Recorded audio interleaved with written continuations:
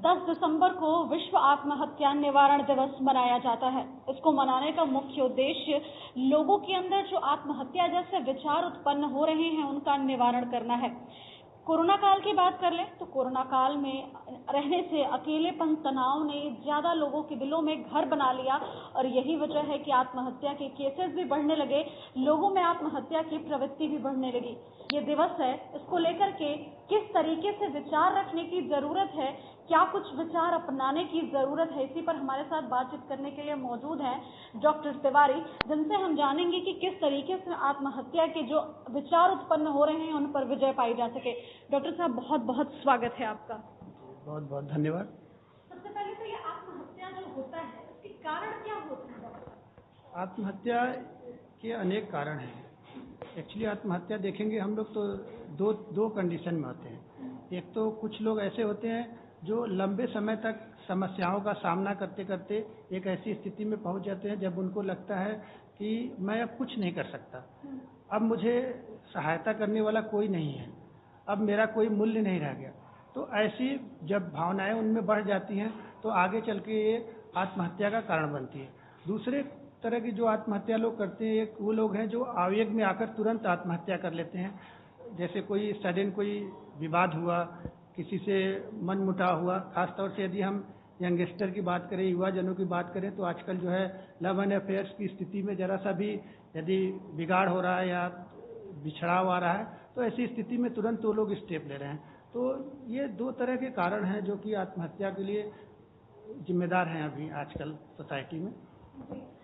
जिन व्यक्तियों के अंदर आत्महत्या की प्रवृत्ति होती है उनमें क्या लक्षण होते हैं, उनके कैसे विचार होते हैं कि उनको लगता है कि नहीं, अब हमारे पास यही एक रास्ता है कि हम अपनी जान गंवा दें? एक्चुअली आत्महत्या करने से पहले व्यक्ति तमाम तरह के विचारों से जूझता है, क्योंकि हम सभी जानते हैं कि अपना जान सबसे अधिक प्यारा होता है, उसको छोड़ना त्यागना इतना आसान काम नहीं है। लेकिन हम यदि बात करें कि यदि कोई व्यक्ति में आत्महत्या के विचार चल रहे हैं, लगातार विचार चलने के कारण उनके व्यवहार में परिवर्तन आएगा। हम देखेंगे कि उनकी जो दिनचर्या है वो बदल गई, जिनसे उनके बातचीत करने का जो ढंग होता है वो बदल जाता है, उनके जो इंटरेस्टिंग एरिया होते हैं, जो उनका अपना क्षेत्र होता है जहाँ पे वो बहुत रुचि के साथ काम करते हैं, अब उसमें भी उनको रुचि प्रदर्शित नहीं होता। यदि उन कामों के लिए भी यदि उनसे बोला जाए तो उनको लगता है कि नहीं, जैसे कुछ अनमना सा अटपटा सा जो है रिस्पॉन्स करते हैं। और वो क्या करेंगे, बार बार ये आत्महत्या के बारे में अपने विचार रखते हैं। ये देखा गया है कि 81% लोग जो आत्महत्या करते हैं उसके पहले वो किसी न किसी से इसके बारे में चर्चा करते हैं।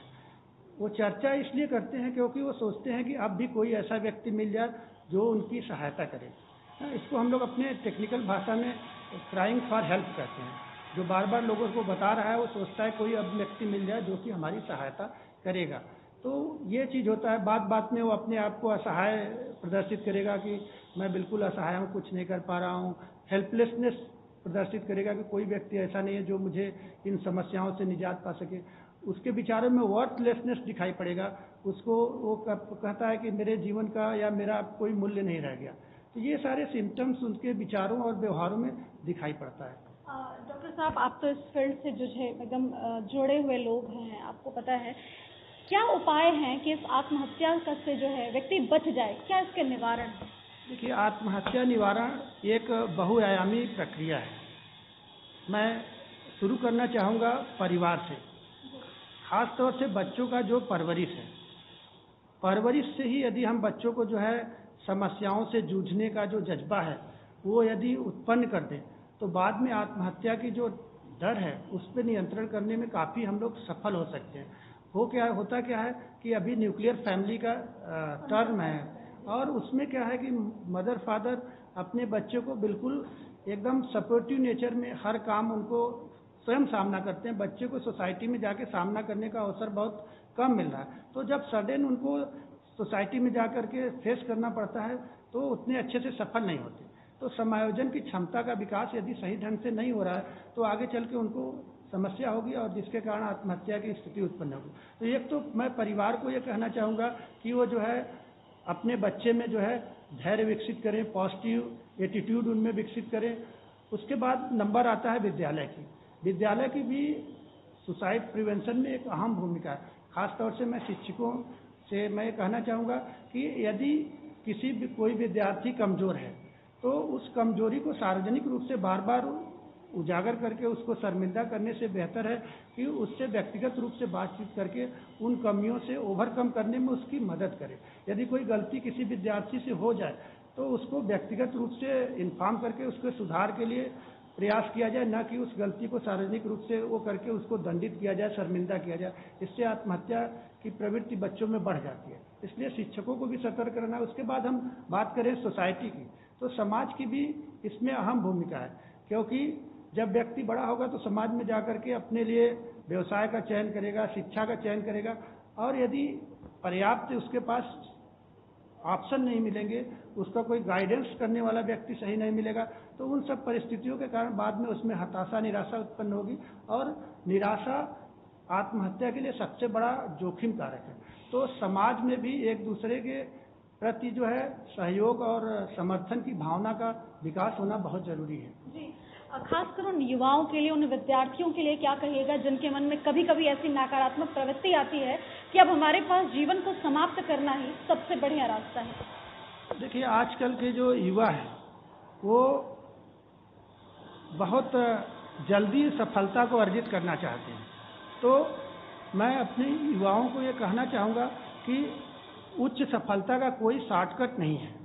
सतत जो है प्रयास ही किसी उच्च सफलता के लिए जिम्मेदार है। जिनको आज आप देख रहे हैं कि उच्च स्तर पे सफल हैं, तो निसंदेह वो धीरे धीरे अपनी कमियों को दूर करते हुए, अपनी अच्छाइयों को विकसित करते हुए वहाँ पहुँचे हैं।